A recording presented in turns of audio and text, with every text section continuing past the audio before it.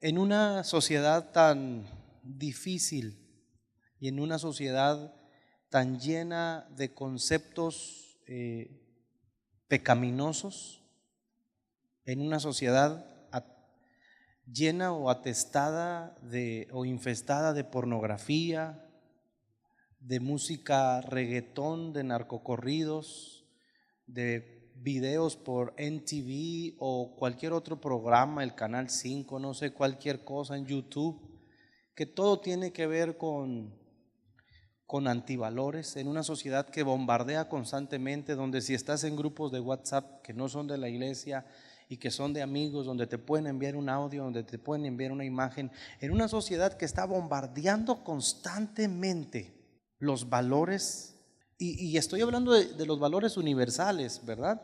Ahora, si hablamos de los valores espirituales, una sociedad que constantemente empieza a bombardear mucho más los valores espirituales, empieza a atacar la vida con el aborto, empieza a atacar la familia con el matrimonio igualitario, empieza a atacar un montón de elementos que eran base de nuestra sociedad y que prácticamente hay un silencio absoluto, y donde en una democracia, qué curioso, ¿verdad? Porque en una democracia gana la mayoría, ¿estamos de acuerdo? ¿O no es así la democracia? Y los que ponen la agenda en las noticias son las minorías, porque en un país de 120 millones de mexicanos, donde 1% o menos es homosexual, estamos hablando de una minoría, y esa minoría quiere controlar a la mayoría, porque tiene dinero, porque tiene poder político, porque es el mismo enemigo, porque es Satanás, porque quiere influir a través de la droga, a través del narcotráfico, a través de la violencia, a través de muchas cosas. Quiere poseer la mente y el corazón de las personas. Entonces, jóvenes, no podemos cerrar nuestros ojos, ni podemos hacernos a un lado pensando que no nos pasa, porque todos los días vienen tentaciones a nuestras vidas.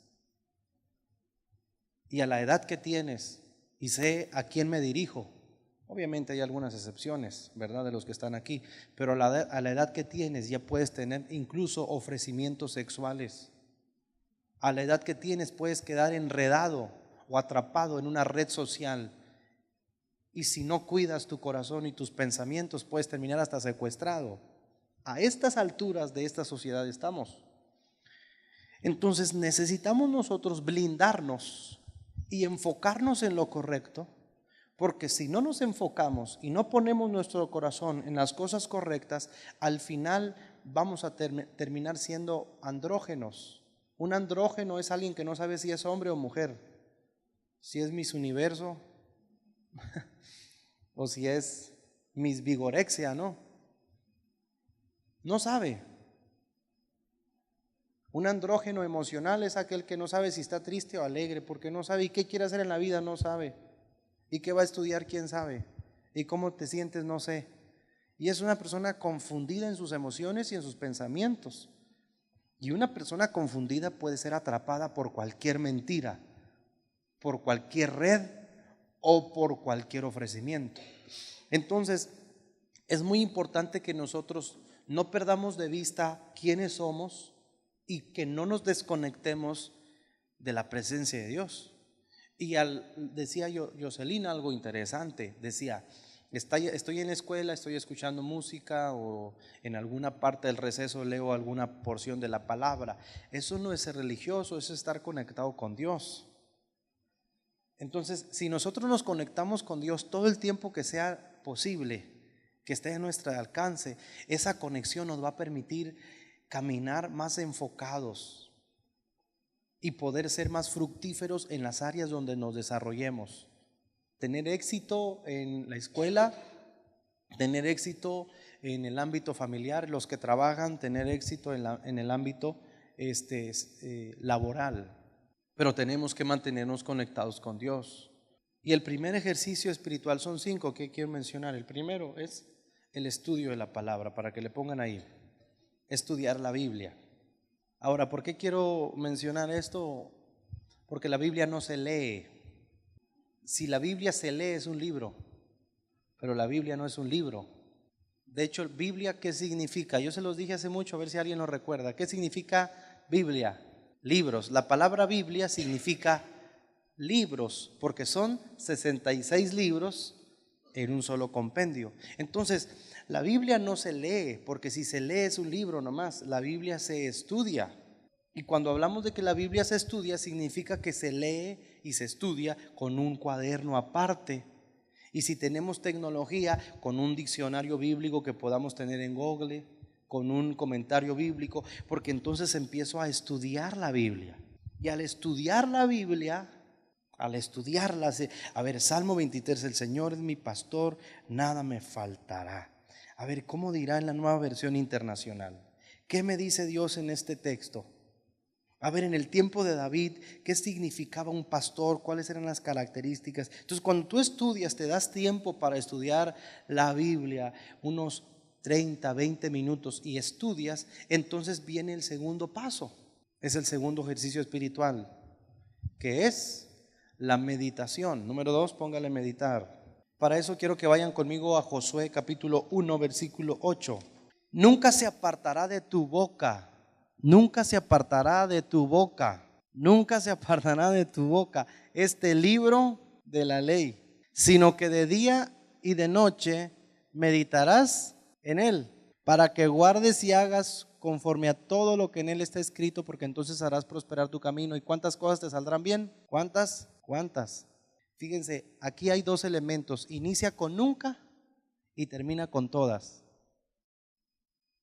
Nunca se aparte de tu boca y todas las cosas te saldrán bien. ¿Qué es nunca? ¿Y qué son todas las cosas? Hay una correspondencia en la gramática.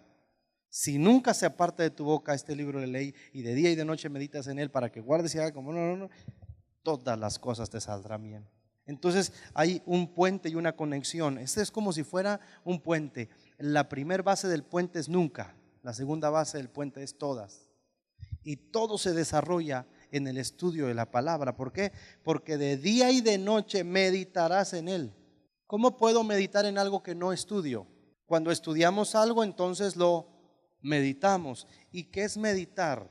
Es potencializar lo que ya estudié. Me estoy imaginando, me imagino cosas, me sigo imaginando, me imagino todo aquello que yo estudié. Eso es meditar. Tercer elemento o tercer ejercicio espiritual importante para nuestro desarrollo y conexión con Dios: declarar. Póngale ahí, declarar. Porque dice, nunca se apartará ¿de tu qué? Boca. De nada sirve creer que el Señor sana si no lo declaro. Pero si lo declaro sin meditarlo y sin estudiarlo, entonces es un texto repetido. Entonces tengo que estudiarlo, al meditarlo, creerlo y hacerlo parte de mi fe, y al soltarlo por mi boca, declararlo con fe. Por eso la palabra es viva y eficaz. Se convierte en la palabra viva cuando sale de mi boca. Supongamos tienes una dificultad en tu casa, en tu familia, una situación de dolor, de enfermedad. Tienes una boca para iniciar un proceso de sanidad. Tienes una boca para abrir una puerta laboral. En tu boca, la Biblia dice que el poder de la vida y de la muerte están en nuestra lengua, en nuestra boca. Y Jesús dijo, si tú le dijeres a esa montaña, así dijo, el que le dijere, si tú hablas, pero no se trata de hablar, se trata que cuando hablo ya lo medité, ya lo creí, lo hice parte de mí. Y si lo medité es porque ya lo estudié. O sea, no es repetir lo que está escrito, es decir lo que creo. Son dos cosas diferentes. Puedo repetir un texto, no pasa nada. Puedo declarar algo que creo con todo mi corazón y cualquier cosa puede pasar. ¿Me estoy explicando? Entonces es estudiar, meditar y declarar. Cuarto ejercicio espiritual: orar. La oración es determinante. La oración es estar en frecuencia con Dios, es estar en la misma sintonía con Dios. Orar es platicar con Dios. ¿A cuántos honestamente, a cuántos se les dificulta orar? No tengo puros ungidos aquí entonces. A la mayoría de los jóvenes, no digo ustedes, no, ustedes como no levantaron la mano, entonces no son ustedes, pero a la mayoría de los jóvenes se les dificulta orar. Pero orar es platicar. Orar significa conversar. Y cuando oramos, hablamos ¿con quién? Con Dios. Entonces, la oración implica una conversación. Decía yo ayer en la Academia de Obreros, si yo voy a orar y le digo al Señor, Señor, te pido que me ayudes, háblame, Señor, y dime qué tengo que hacer en esta circunstancia. Si estoy diciendo, háblame y dime qué tengo que hacer en esta circunstancia, lo que sigue en la oración es callarme y quedarme en silencio, que será 2, 3 minutos, tal vez, porque entonces estoy creyendo que Él me va a contestar. Pero si yo no me quedo callado y nomás digo háblame y sigo hablando, entonces ¿a qué hora le voy a dar la oportunidad a Dios que Él me conteste? Porque entonces al final puede que esté diciendo, Señor, tú hablas pero no hablas, pues así que no te voy a dejar hablar porque yo hablo mucho. ¿Sí me estoy explicando, jóvenes? Entonces, son 5 ejercicios espirituales básicos para mantener nuestra fe intacta, que es, dígame el primero, el estudio de la palabra. Número 2, meditar la palabra. Número 3, declarar la palabra, decirla. Digo, ¿cuántos recuerdan la lucha o la pelea entre David y Goliat? ¿Sí saben la historia? ¿Y qué hacía Goliat para amenazar al pueblo? No más que hablaba. Y con hablar tenía intimidado al pueblo.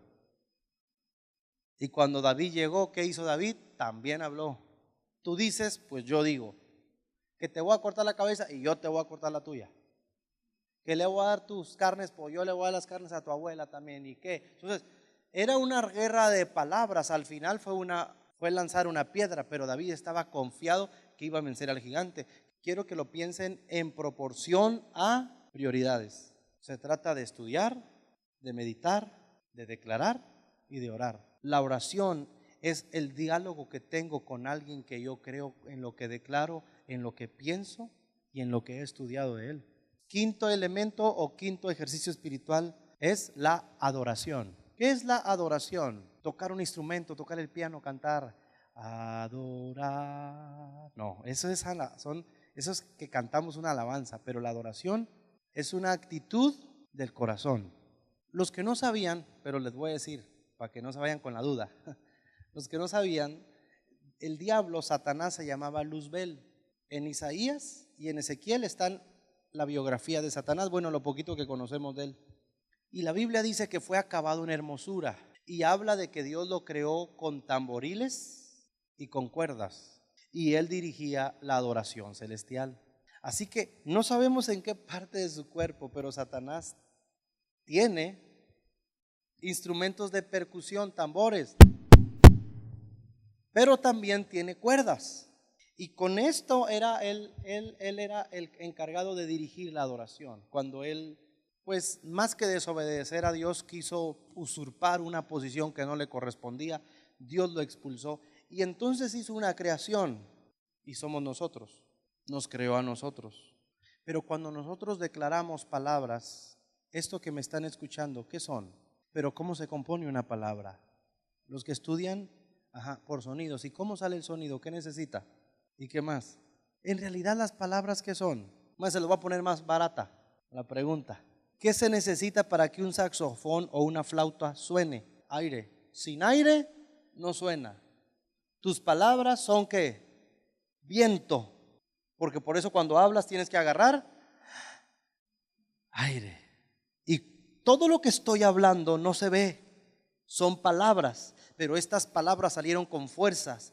Es aire mezclado con cuerdas vocales y con sonido. Por eso las palabras nuestras de cualquier ser humano son espirituales.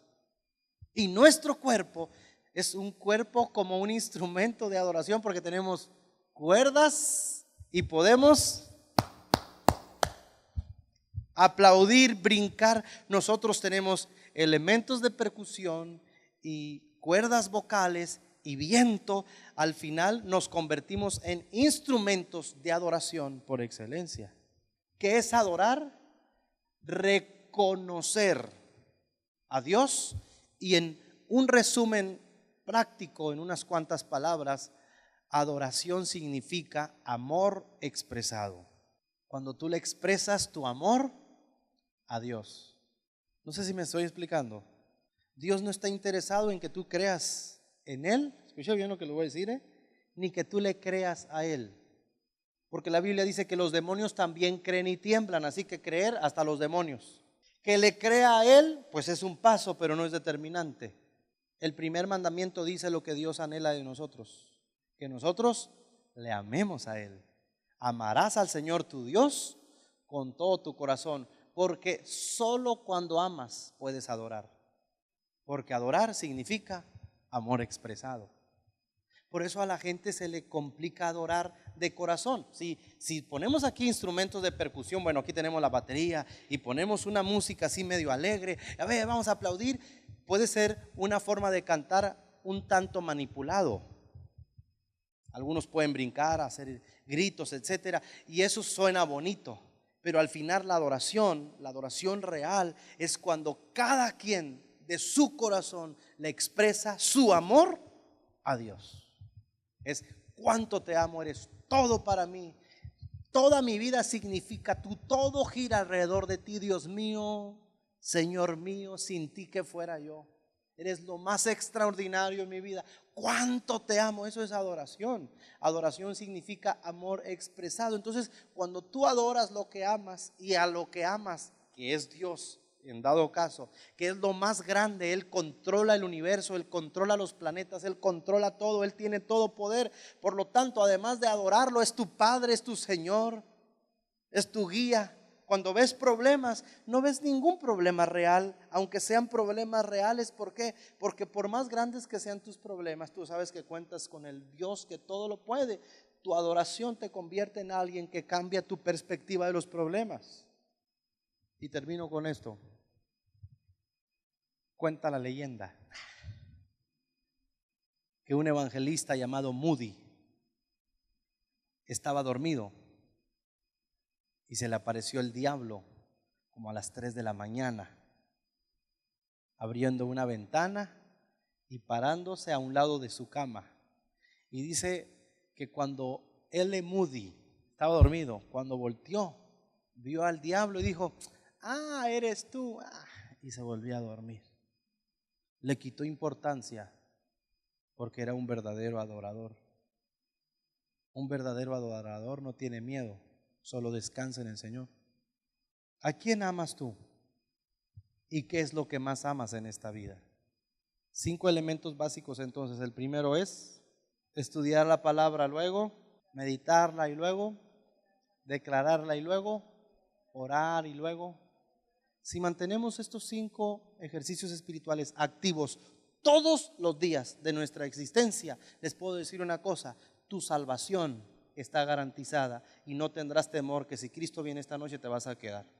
Tenemos que mantener nuestra salvación y la Biblia dice tienes que cuidarla o guardarla, porque no se puede vivir un cristianismo de domingos.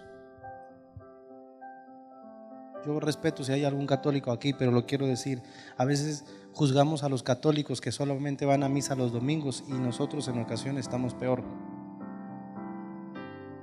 No podemos tener citas con Dios los domingos. La vida cristiana es de todos los días. Si tú supieras cuánta sangre y conquistas tuvo que pasar esa Biblia que tienes en tus manos para que la puedas leer y meditar y estudiar. Pero en la palabra de Dios está el mayor tesoro de nuestras vidas. Los sumos sacerdotes entraban, no los sacerdotes, sumos sacerdotes, o sea, los jefes de los sacerdotes, era uno, sumo sacerdote. ¿Sabes cuántas veces entraba a la presencia de Dios? Una vez por año. Y con campanitas en los pies por si andaba en pecado lo sacaban pero muerto. Todos los que estamos aquí tenemos más privilegios que el sumo sacerdote, porque por la sangre de Jesús podemos entrar en cualquier momento al lugar santísimo. Pero ¿de qué sirve que podamos entrar si no entramos? ¿De qué sirve tener un gran vehículo si no lo usamos? ¿De qué sirve tener grandes cosas si no las utilizamos y las tenemos ahí guardadas? La presencia de Dios y la conexión de Dios no es para que esté aislada de nosotros. Si tenemos acceso a Dios, entremos a la presencia de Dios. ¿Cuántos días? Todos los días. El Señor quiere tener una cita contigo todos los días. En ese sillón de tu cama, de tu casa, en ese receso de tu escuela, en esos minutos mientras estás en el camión, en esa mañana, no lo sé. Pero si tenemos una cita con Él todos los días, nuestra conexión con Él va a hacer cambios trascendentales en las decisiones que vayamos a tomar.